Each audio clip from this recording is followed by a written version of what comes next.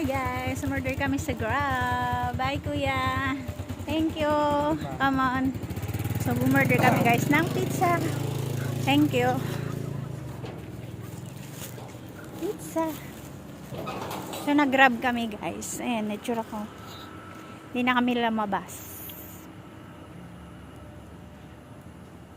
Pizza na may kasamang Pepsi. So 312 yun guys. May pizza na kami. May kasama na yung charge.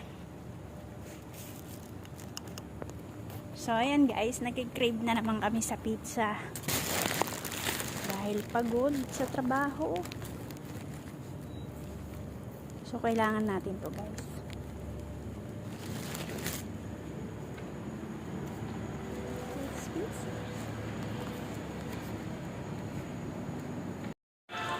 Hindi siya madalas sabihan ng gano'n, hindi ko siya madalas nakakausap, pero alam mo na, Thank you sa libre. Kaya may sponsor, asawa ng contractor.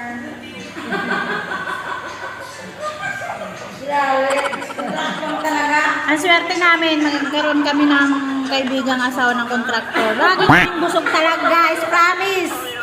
Kaya ngayon, maghanap na kayo ng kaibigan na asawa yung contractor. Oh my God!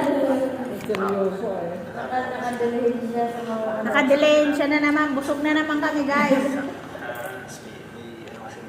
Yung hindi pa namin nararanasan nung pagpunta namin dito ngayon, danas na namin.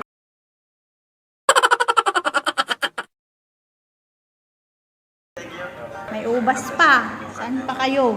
paano i-handle ang ganung sitwasyon. Fresh na fresh pa yan.